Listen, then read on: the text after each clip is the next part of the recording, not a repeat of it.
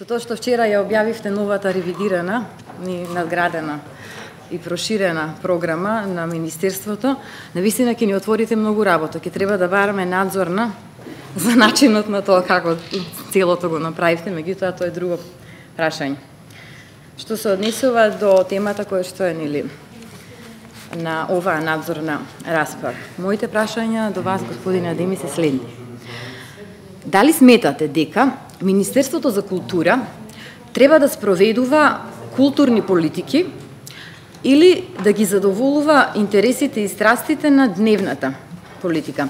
Сите предлози од комисиите што беа, ниту една одлука не е донесена од моја страна на користејќи го дискреционото право мое. Значи сите се по предлог на комисиите. Тука ги имате председателите. Значи може да зборувам сега, ве слушав, да бидеме парламентарни. Така, ќе ги имате тука и председателите на комисиите, они ќе можат подетално да ви одговорат на секое ваше прашање. Затоа јас си стојам на тоа дека сите членови се професионалци, тоа ќе го видите кога ќе ги добиете нивните CV-ја, па ќе заклучиме тоа дали сме право или не. Минатата година бевте министер, а патем сте и долгогодишен културен работник, доаѓате од независната културна сцена, сте писател и така натаму. Како еден од најупатените во проблемите, меѓу кои и ги истакнавте некои од нив, и решенија кои што сте успеале во дадениот период да ги направите, односно решенија за проблемите, би сакала да имам две прашања, кратко. Ве молам подетално да ми објасните кои се со конкретни примери проблемите во постоечкиот модел на финансирање за културата. И второто прашање, имајќи предвид капацитетите на локалните самоуправи, како ќе се спроведе суштинска децентрализација и деетатизација во културата? Нели сметате дека клучно за децентрализацијата и деетатизацијата во културата е стимулирање на приватниот сектор преку олеснување на даночната политика?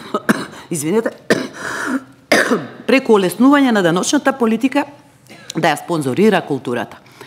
Тука е целата работа според мене и повеќето што се бават со културата, за да и се даде можност на локалната самоуправа, а не сите да се насочуваат кон државниот буџет. Идејата е националните установи да имаат резервиран буџет, да речеме за 3 години, кој што секоја година конкретно ќе се дефинира врз база на стратешките планови на самите институции, и тие би ги преговарале надвор од некаков формален повик тие програми со Министерството. Би требало да имаат автономија, затоа што предпоставуваме дека тие програми ќе бидат прво од уметничките раководители, од програмските совети, од управниот одбор прочешлувани, а Министерството за култура би ги гледало согласно нивните согласно генералните политики, дали се во согласност или не се.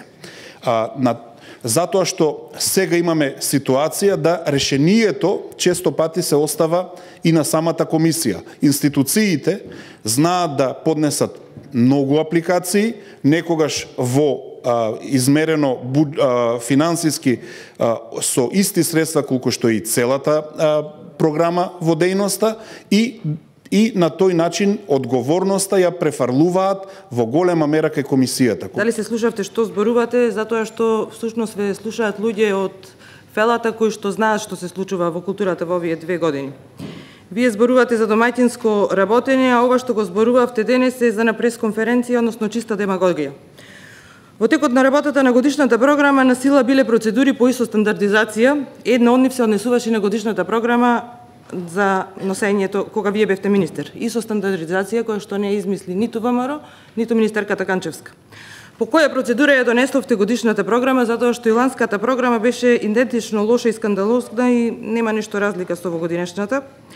И дали укинувањето на процедурите ви беше неопходно да си оставите отворен простор да правите што сакате во однос на транспарентното делење на средства, односно во финансирањето на ваши другари и соработници, сите обединети под капата на Јадро, за кои во програмата за 2018 година во сите дејности одобривте близу 15 милиони денари.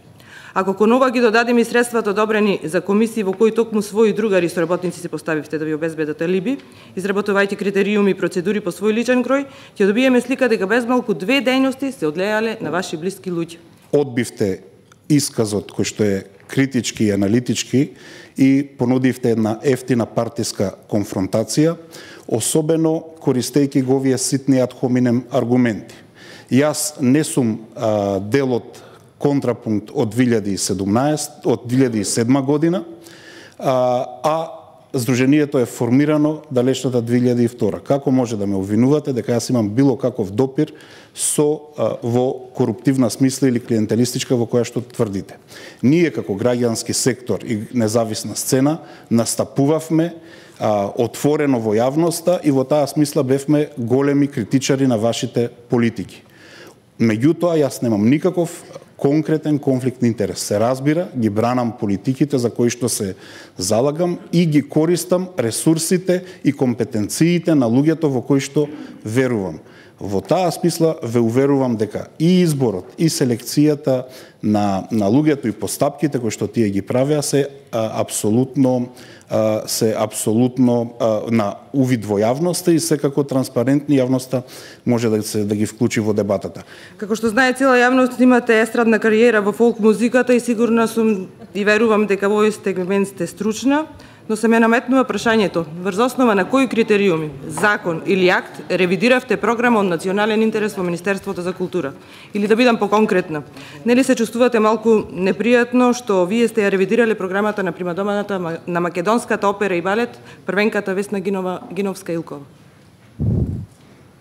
Ме изненадувате со вашето прашање, морам да признам, затоа што во мојот исказ реков дека јас бев задолжена да направам увид во ситуацијата, бидејќи јавноста беше толку гласна и само имав состанок со министерот, со комисијата за музичко-сценска дејност, разговаравме, дадов насоки, побарав информации и комисијата сама си ја работеше својата работа. Не знам од кај ви се тие информации дека јас сум ја ревидирала програмата.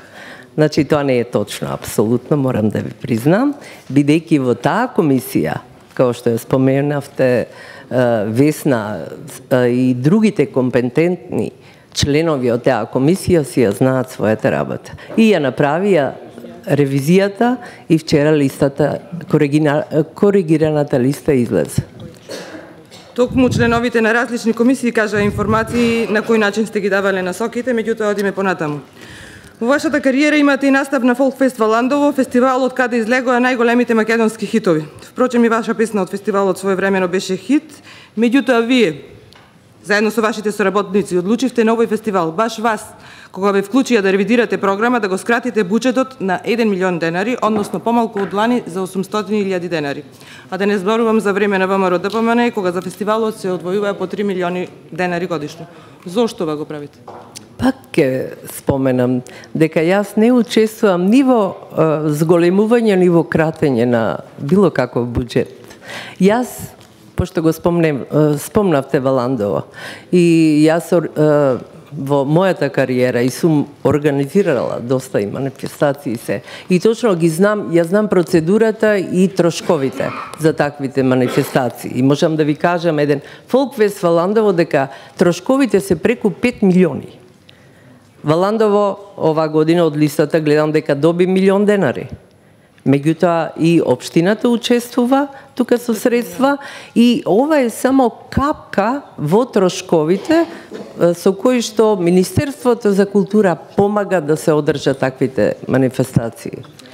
Зошто како специјален советник за култура во процесот на ревизија сте дозволиле јубилеот на македонски национален балет да биде финансиран само со 2 милиони денари наспроти операта Скендербег со 6 милиони денари? По кој критериум беше ова распредел?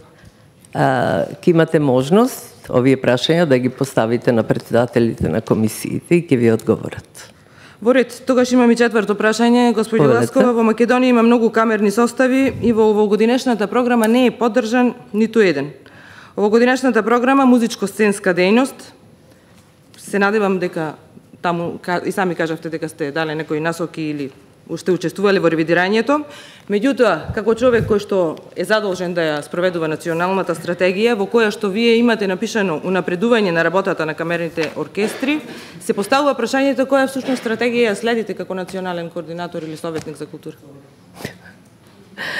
Двата документи, стратегијата е една од документите и политиките на владата се зацртани во таа стратегија. И, значи, следењето на сите збиднувања што се во културата, важна е таа стратегија по кој пат се движат сите случувања во самата култура. Ние прашуваме за критериумите, правилата при доделување на средствата, не критериуми и правила кои се содржани во конкурсите. Тоа се две различни работи. И на крајот на криштата самото министерство не го дава тој одговор. Критериуми и мерила не се регулирани со подзаконски акти. Конкурсите се едно прашање, одлучувањето е друго прашање.